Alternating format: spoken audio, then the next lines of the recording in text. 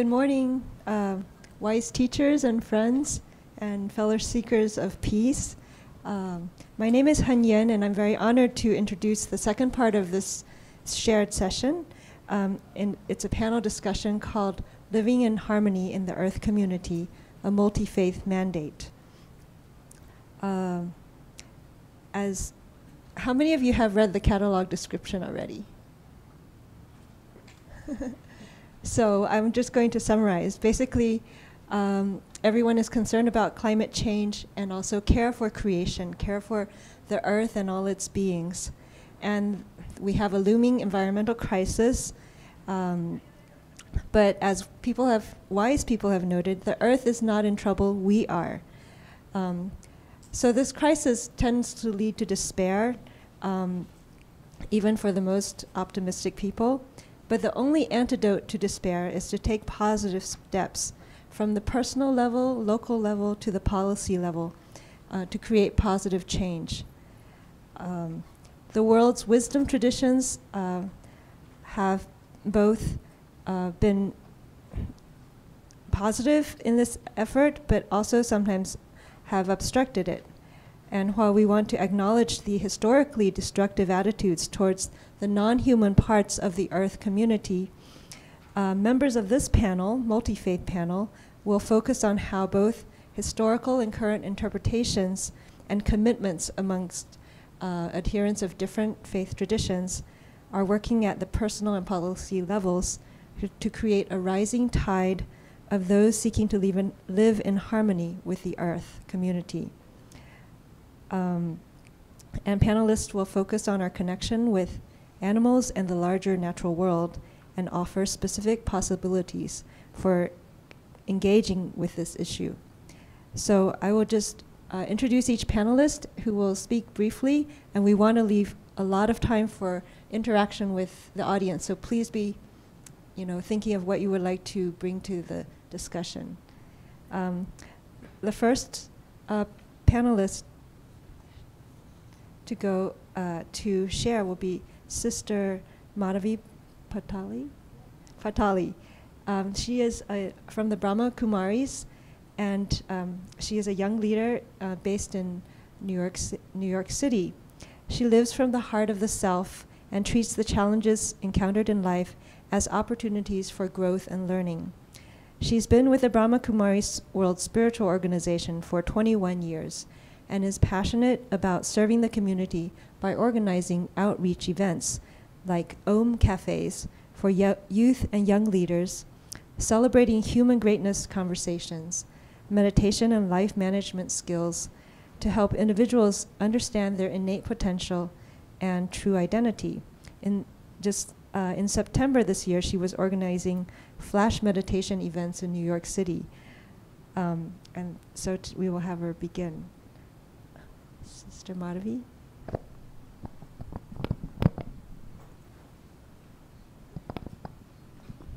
Hello, good morning. How is everyone? Okay, I would like to begin this session with 2 minutes of reflection. Is that okay? So I would ask you to just put everything that you're holding, just put aside and relax for some time. Take a moment, breathe deeply.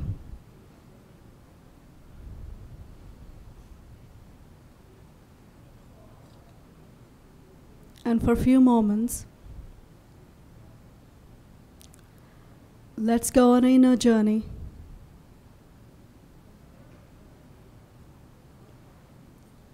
Inner journey towards inner peace, towards inner silence.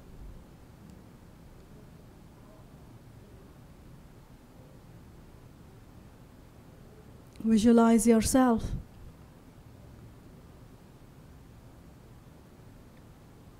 as a being full of peace,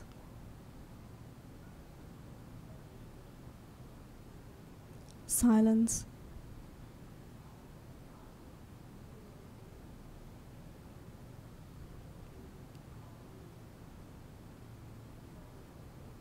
And let your vibrations of silence spread.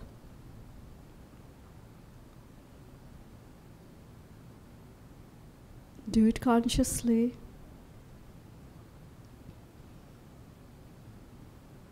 Tap into your silence.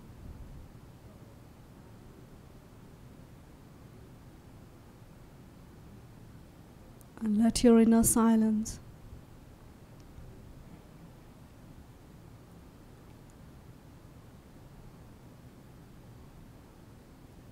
spread to your entire body.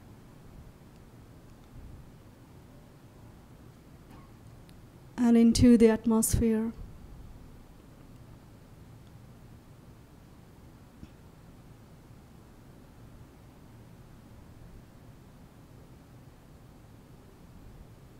And let your vibration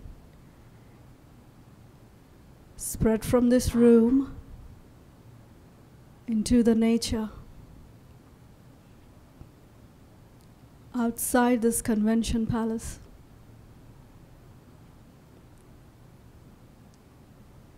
Into the air, to the trees. And let it reach to the sky.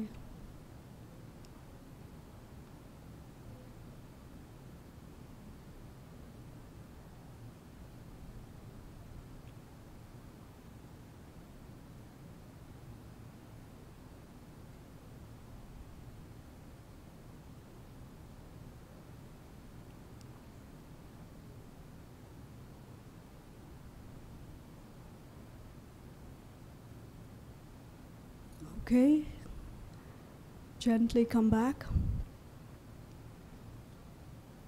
into this space.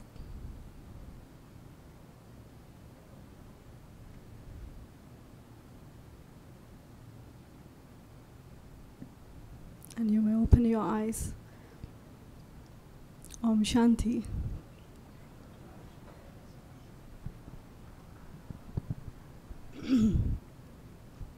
You know, I'm remembering that poem written by William Wordsworth, Daffodils. How many of you remember that?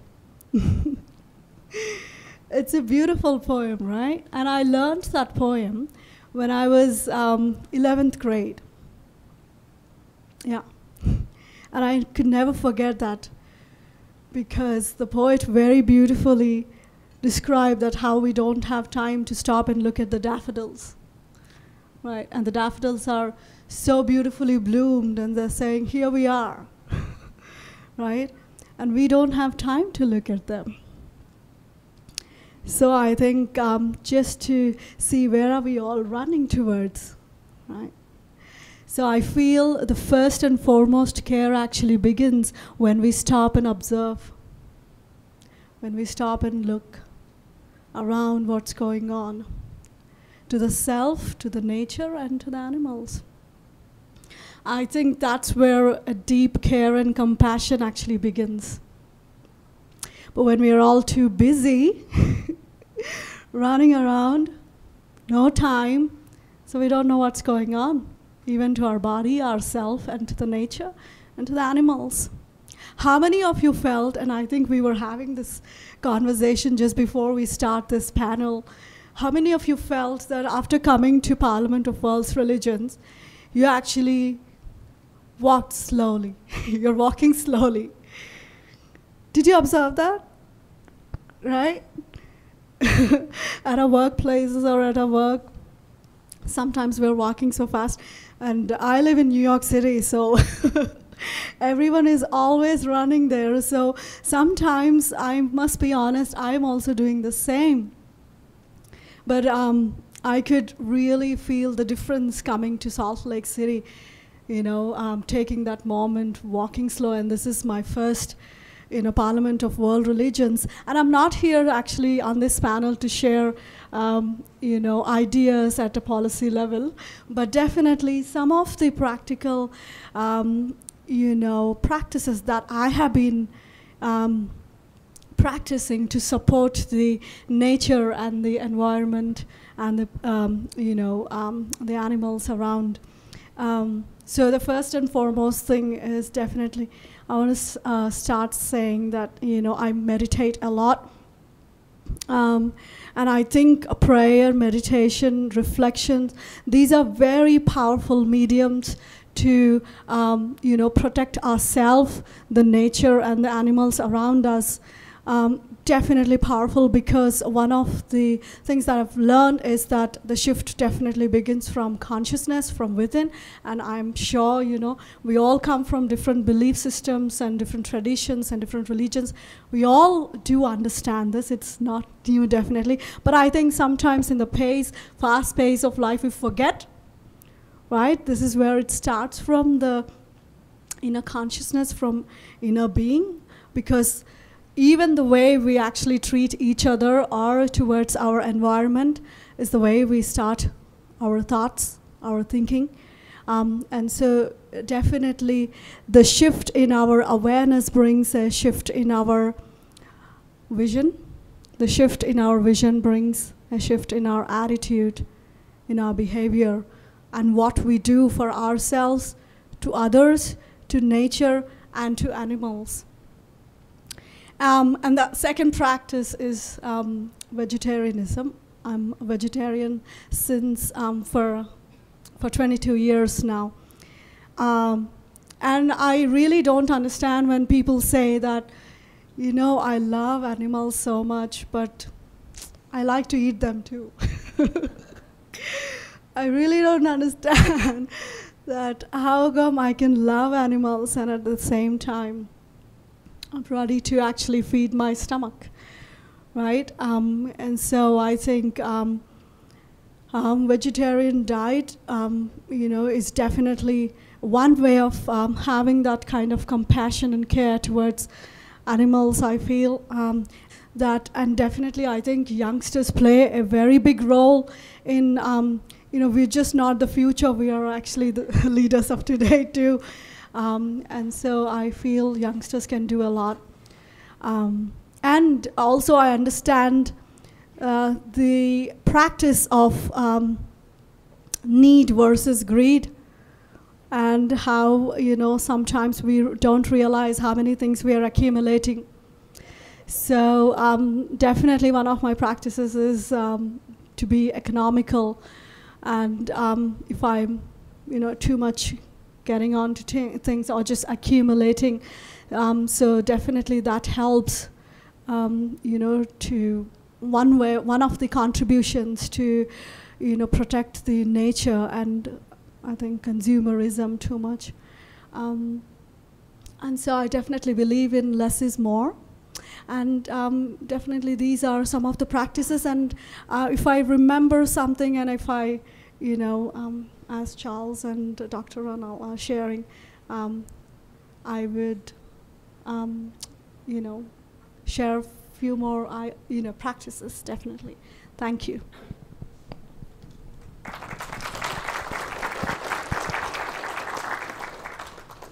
I know Sister Madhavi has a lot more to share, but she's being limiting her time so we can have this discussion, and more will come out in the discussion. So the Reverend Canon Charles Gibbs is an Episcopal priest, visionary, peace builder, and poet, and he's dedicated his life to serving the sacred in the world, especially through interreligious and intercultural engagement for peace, justice, and healing. He's the founding executive director emeritus of the United Religions Initiative, URI, which now has 700 cooperation circles in 91 countries. That's amazing. He's also a senior advisor and poet in residence for Catalyst for Peace, and an internationally respected spiritual leader, interfaith activist, speaker, and writer. And he strives to live each moment in gratitude. I remember, I just have to share something. In 2004, the URI had their annual global council meeting in the city of 10,000 Buddhas, which is where I live. And we have a high school there. So it was a real transformative experience for the high school students when they got to each interview one of the 50 delegates from something like 15 different religious traditions and 17 countries. And some of those students have gone on to pursue paths, I think, based on this very moving experience that they had. So, without further ado. Good morning. Can you hear? So everyone just stand up for a moment.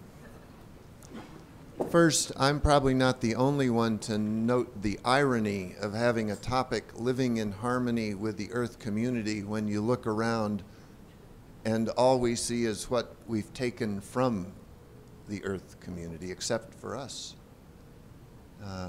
So I think that underscores your point, sister, that we need to spend time out in the Earth community, really opening our hearts and minds to the beauty of this remarkable Earth. And I'd like to have us take a brief moment to start that by noticing the beauty that's in the room. We throw off, good morning. Let's take a moment and just look a couple of your sisters and brothers, just look eye to eye, heart to heart, and say, good morning. Good morning. Good morning. Good morning.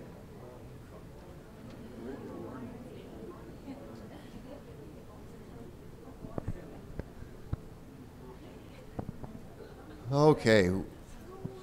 On this good morning, let's sit down again. I will try to do two things. One, to honor time, and the other, to resist the impulse to try to put as much as possible, as densely as possible, into a small period of time. I want to honor the indigenous people of the world. They have been here from the beginning, and at least the culture I am descended from has done its best to remove that wisdom and those people from the face of this earth. We have a lot to repent of and a lot to learn. I recall a dear indigenous sister from Argentina who shared with me her relationship to the earth with tears in her eyes at the gratitude for our mother, who she said gives us everything we need for life, everything. And look what we do to our mother. There is a consciousness there, a sense of gratitude and reciprocity that I know I need to learn at deeper and deeper levels. This woman is a beautiful singer, and one of the songs I have of hers has the title Sueños de un amanecer, dreams of an awakening. And I think we're all here because we dream of an awakening and we want to be part of that awakening.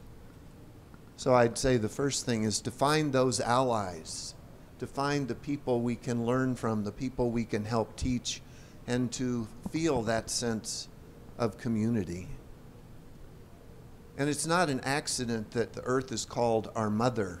And that's the other place for me that it's important to turn to learn, is to the mothers on this earth and those who might be mothers and the grandmothers.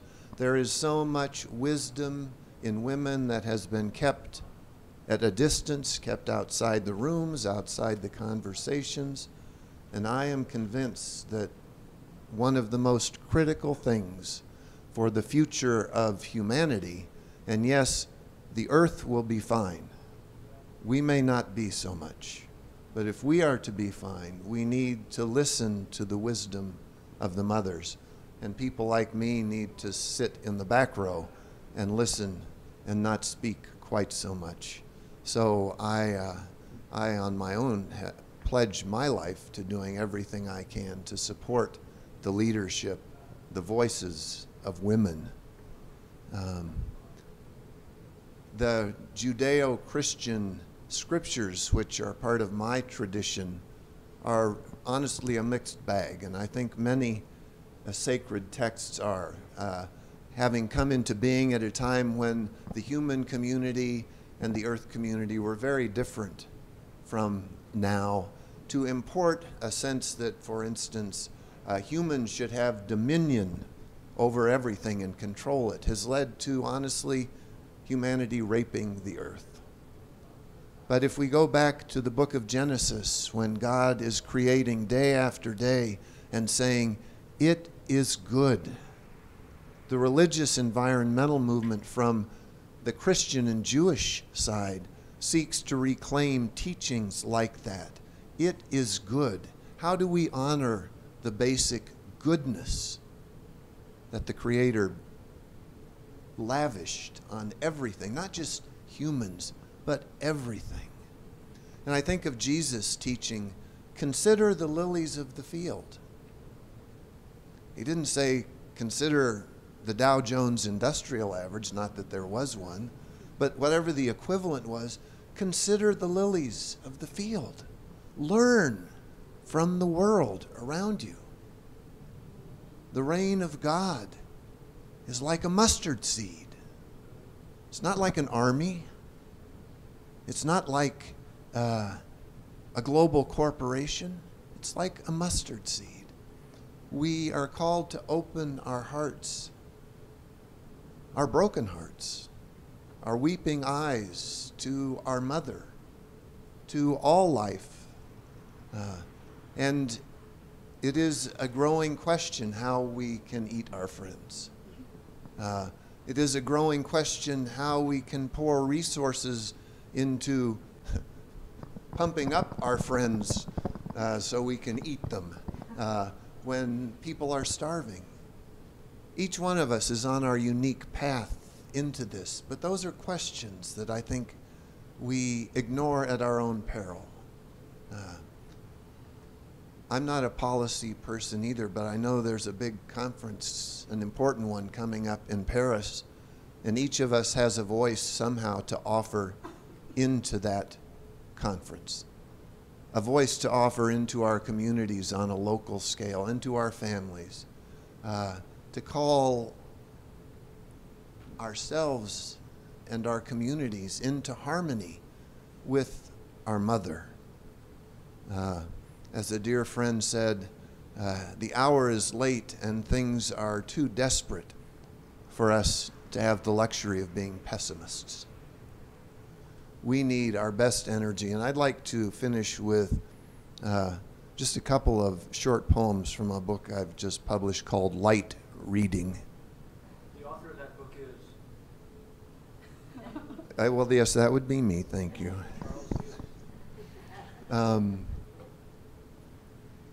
Better to burn 1,000 holy books than to deface creation or to harm one child of God.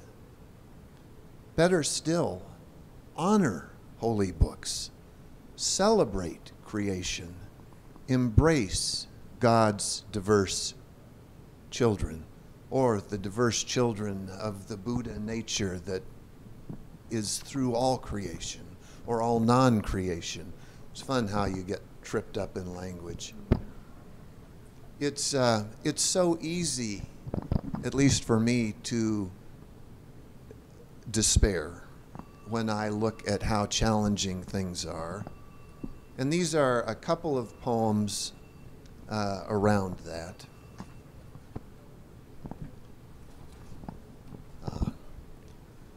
Will the last human alive on earth remember to say thank you?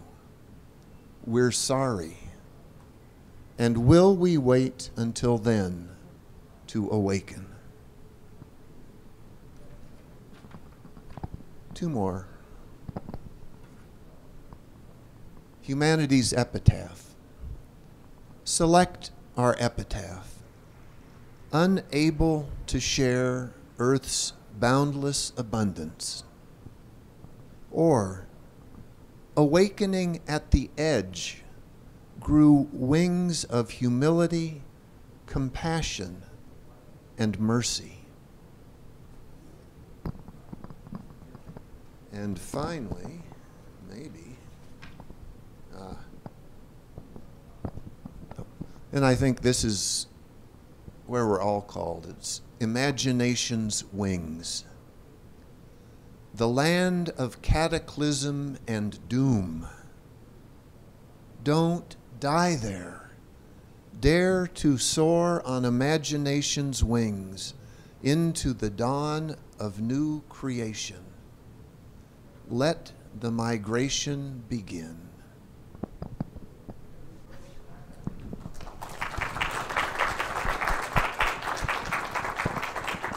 Are these available at the URI booth? I have just a couple of copies here, but I have a card that shows how to get it. Okay, great. Those are very powerful words. Thank you very much. Next we have Professor Ron Epstein. He's a professor emeritus at Dharma Realm Buddhist University in Ukiah, California, and a lecturer emeritus at San Francisco State University. He has long been active in interreligious dialogue and is on the editorial board of the journal Religion East and West. In addition to his translations and writings on Buddhist texts, he has written extensively on environmental ethics, including animal rights and genetic engineering, and currently on the ethics of digital technologies. He's active in his local community and was instrumental in getting Mendocino County in Northern California to be the first jurisdiction in the nation to ban GMO crops. Let us welcome Dr. Epstein. Thank you.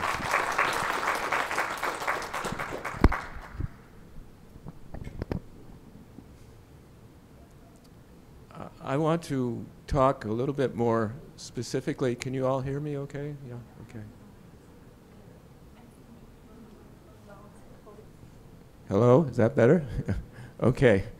I want to talk a little bit more specifically about climate change and animals, okay? Before I do that, I'd just like to share with you a few thoughts that I had in listening to our previous speakers in terms of the problem of climate change and the environmental degradation of the earth that you all know about. When Sister was talking, she reminded me that the monastic orders are a wonderful role model for the rest of us about how we can live lightly upon the earth with few needs.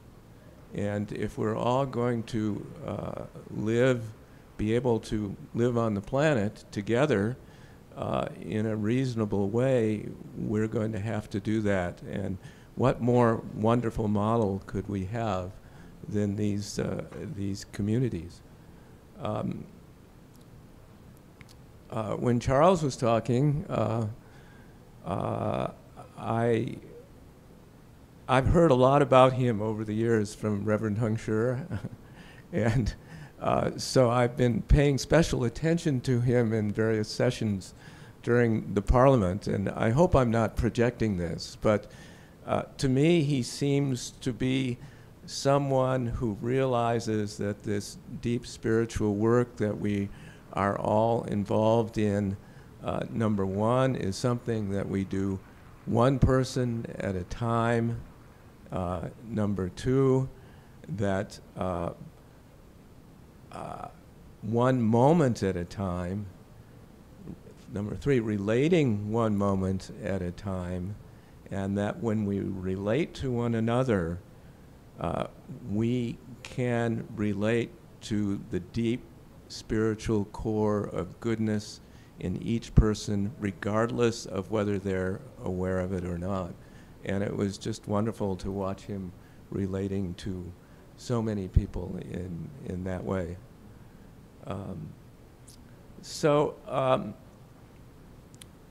In Buddhism, one of the things that we teach is most of the problems in the world do not have one cause. You know, that there are various causes and conditions, and when you say, "Oh, this is the answer," you know, it's probably wrong. Or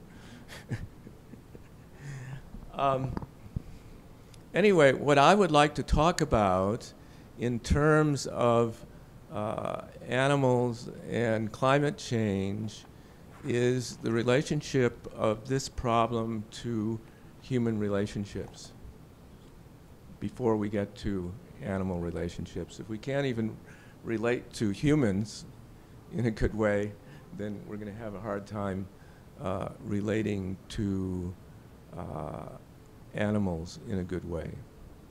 Okay, so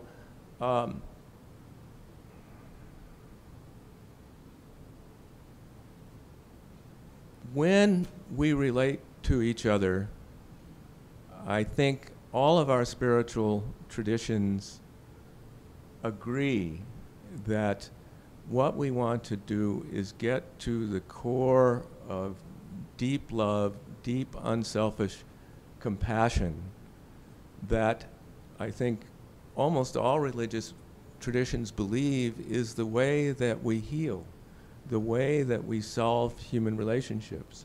And if we can relate to each other in a kind and compassionate way, then we can very easily solve all these other problems. And we can't skip this step. Okay, now what does this have to do with animals and the earth?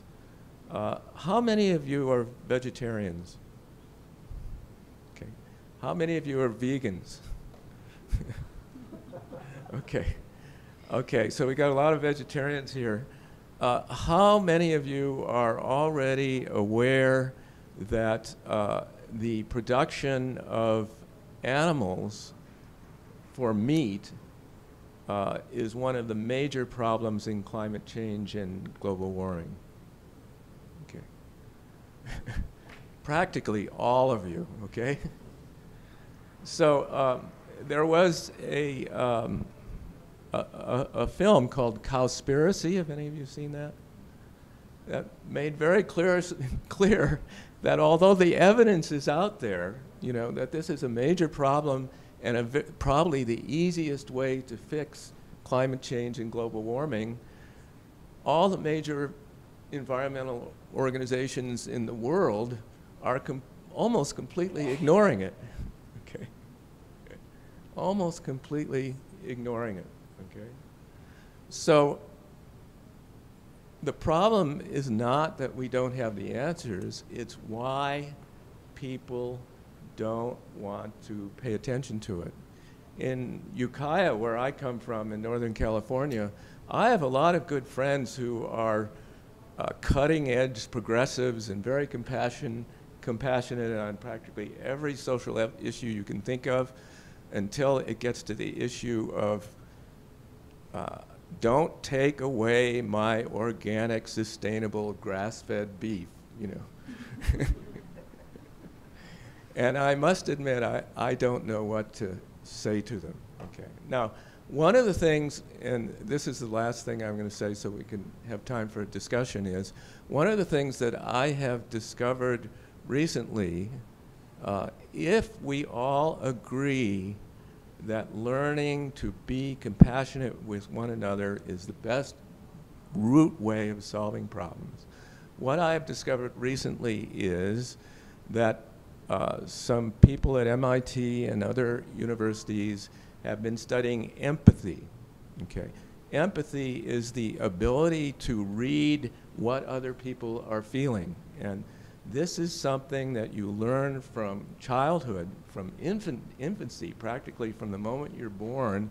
First, how to read your parents' faces, and then your siblings, and based on this, you learn to relate to other people.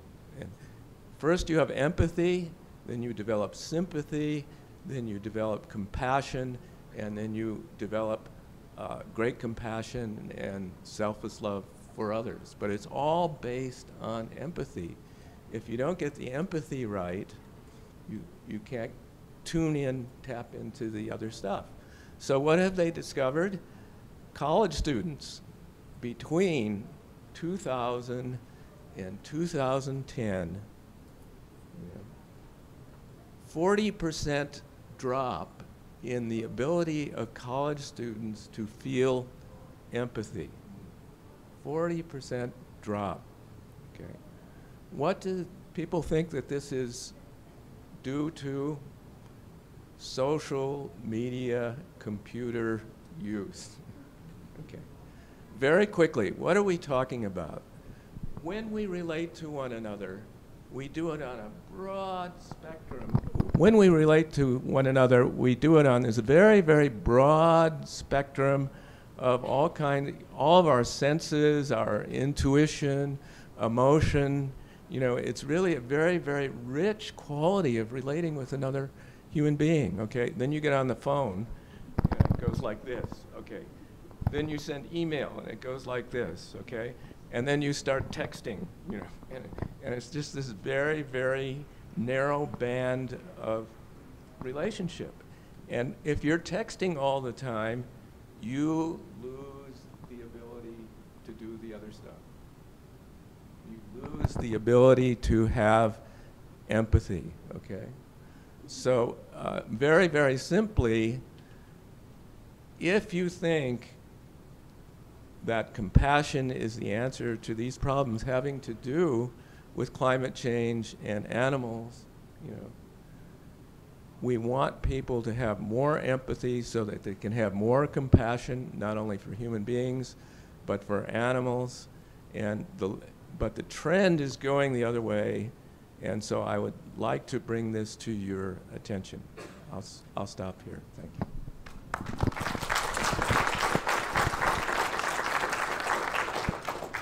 So let's open the floor for questions. Yes.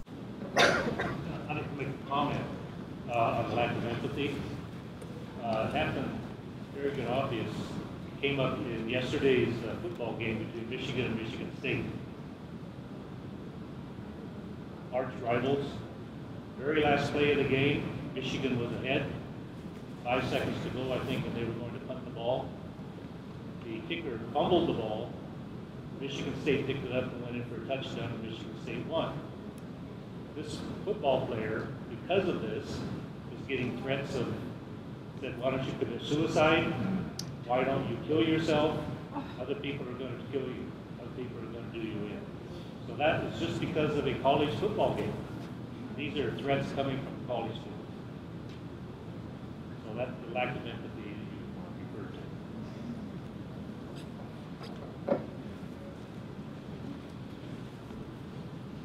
Any other comments or questions, or would the panel like to respond?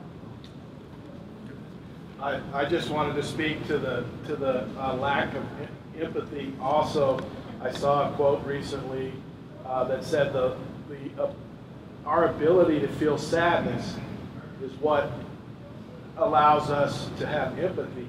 And I believe that, at least in the United States, we don't allow our children to be sad. We make sure that they're happy all the time.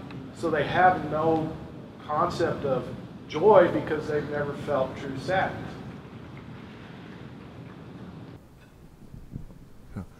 That immediately calls to mind over the summer going to see the movie Inside Out. I don't know how many of you have seen that, but it's a beautiful animated film. I went with my 4-year-old grand twins, and it depicts a path through the world on the surface, but the internal dialogue of the different parts of this little girl particularly, and what allows redemption is that sorrow is not marginalized. Oh no, you're the problem, but sorrow is embraced as absolutely critical to move beyond this feeling of lostness and brokenness into new possibilities. So thank you for that.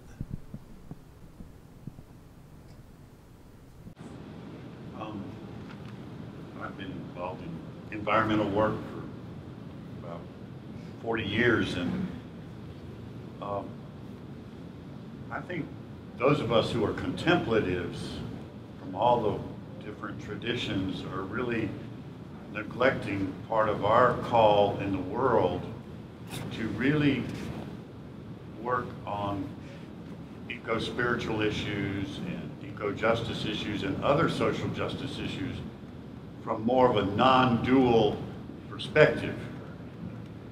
And it concerns me that the Western dualistic us-them, demonizing, shaming, blaming our adversaries is still the dominant approach to eco-justice and all of our social justice issues. And for those of us European Americans who were trained in that progressive culture, but over years and decades claim our contemplative nature, the longer I live, the more concerned I get that we as contemplatives are not really framing our perspective and approach in a more conceptual and expressive way. Even at this conference, most of the men that get behind that microphone at the plenaries start screaming and yelling and operating from a pretty dualistic approach to social justice. So I saw this session as a place where Buddhism and those of us from other traditions who are contemplative, you know, I think we have a particular perspective and voice on these issues, but I don't think we're doing well enough to distinguish that voice from the mainstream adversarial, dualistic worldview that we hear so often. Thank you so much for that. I 100% endorse everything that you said, you know. In Buddhism, the model is the harmonious Sangha, you know, living in a harmonious way of respect and compassion and love for one another. And I couldn't agree with you more about it does, you know, if you're going to solve things on that level, you cannot demonize, you know.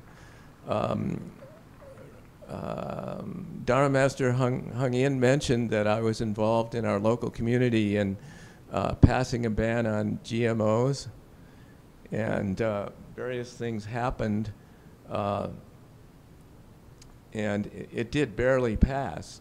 But I said to the group that was working on it, if we want to ensure that this is going to pass, we should reach out to the evangelical Christian community in our midst, you know, the fundamentalists, you know, and because there are a lot of people in that community who have spoken out nationally about this, and if we just reach out our hand to them, they will support us. And I was shocked to see that nobody was willing, oh, we don't want to have anything to do with those people, you know.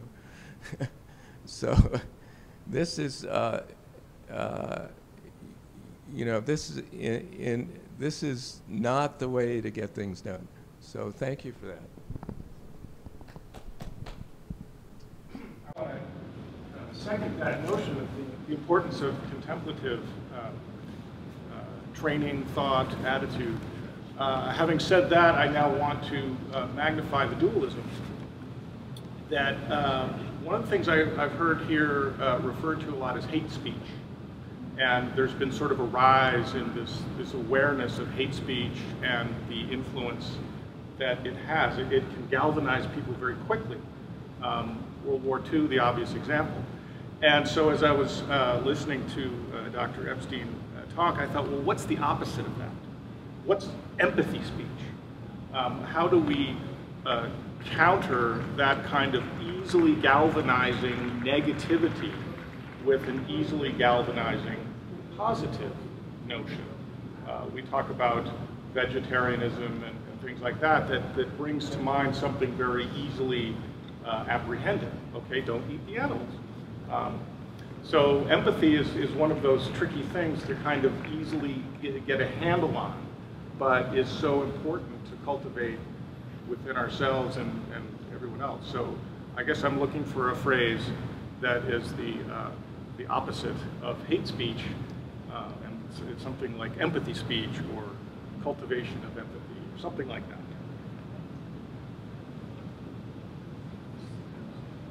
Yeah, I was just going to also thank you for that. And I was thinking about after 9/11, I was in D.C. Living, and I went a little bit louder. Yes, and I went to. I was in D.C. after 9/11. I lived very close to the Pentagon when it was hit, and one of the things that I attended that was already scheduled for months and years, maybe ahead, was a film festival at American University that was on reconciliation. And there I met directors of films that were really unbelievable documentaries where they really took you in and you saw real conflict, real difference, and saw the process unfolding. And I thought, wow, this is missing information. We don't have films that really show a dedicated long-term process. And one woman in San Francisco area got up to speak. She was a filmmaker, and she had her husband had died in Vietnam while she was protesting in the streets in San Francisco. So he was a soldier, she was that. So for 15 years later, she decided to do something she had never done, and it was to make a film. And she wasn't a filmmaker, but she had been studying Buddhism with the teacher every single day, all of those years. And she just said that her dedication in every step, not because she knew what she was going to do, and it took a long time to do this film of interviewing widows of war, was to make every step a walk in peace, which is, I think, a walk in compassion.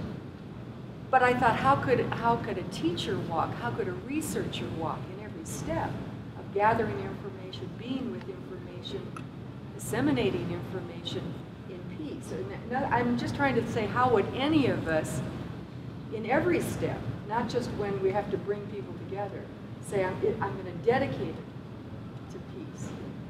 I don't know. Anyway, it made me think.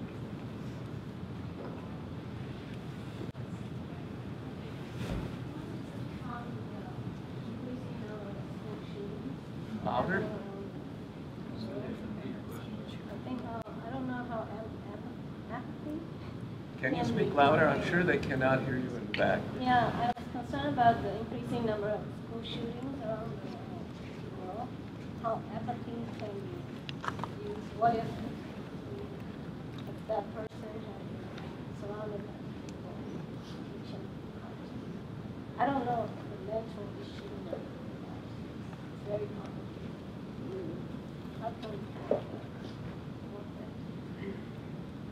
we What I'm hearing and delighted to hear is that we can't work on any of these issues as something out there that those people are doing wrong. We need to expand the notion of us to start with. The us is the human community, for starters. It ultimately is the whole Earth community. But the us we have most immediate connection with are those who can speak with us. And I think it is that deep inward journey where we discover in the depth of stillness that there's only one. However you want to describe it, whatever language, whatever words, there's one. We're all reflections of that one. And the notion of each step, I know a long time ago I was in a wonderful gathering like this where everyone lights up with that inner light. And people you have spent 20 minutes with, you suddenly see that luminous light in each person. And I was standing in a circle and I thought, every day I walk by this light without recognizing it in all the people around me. To invite the mindfulness to see that in every other person, even when you're in contention with someone else, to see that light. And I know a question that's been helpful for me is, what is it that person sees that I don't, that's causing them to hold the position they hold. That's an empathy practice, I think, that for me has lessened my frustration many times when I thought, why is that person standing in the way of what I know should happen? And then little by little I have to say, well, maybe because they have a really good idea I just don't understand yet. Or maybe our ideas together can get somewhere that neither idea alone could reach. Film Cowspiracy that you mentioned, I watched it and discovered that many of the organizations that support and work towards global warming do not accept that the big feedlots and the whole animal industry is contributing to it. And that was a puzzle to me. And I wonder why there aren't these people of light in those groups saying, just a minute, here's the facts. Why aren't you acknowledging it? And sadly, I think what's behind it is probably money, or perhaps they're having big donations from. I suspect the animal killing industry has a lot of money and power, and perhaps they use it. I don't know. I mean, it was really astounding to me that Sierra Club was interviewed. Well, you saw the film. Any of you who saw that film, it was amazing to see that it wasn't being acknowledged that the big ag business contributes to global warming, and I wonder how that can be addressed in a good way. I just want to say we are actually 10 minutes past our time, and I would like to let Sister Madhavi answer this question, and after that, if there are people who want to continue the dialogue, I think this room is still open, so people can still stay and people are free to leave as well. No, I just wanted to comment on what Dr. Ronald said about, before caring for animals, it's important to first care for each other. That's so true, and I agree, I feel, because sometimes I may be concerned, whether my dog ate or my cat ate. But did I ask the people I'm living with that did they eat? Sometimes maybe I don't even know if they, it's like I'm more concerned towards animals than the people I live with. Sometimes even that could happen. And now the last thing I want to say is that sometimes this tendency is there that, what can I take? So this when we go beyond our personal agendas and we really open our hearts and minds and think, what can I give rather than what can I take? I think definitely change can happen. Being an embodiment who gives rather than taking every time from everything around us. Thank you. Thank you very much for this wonderful sharing. Yeah. Thank you to our panelists.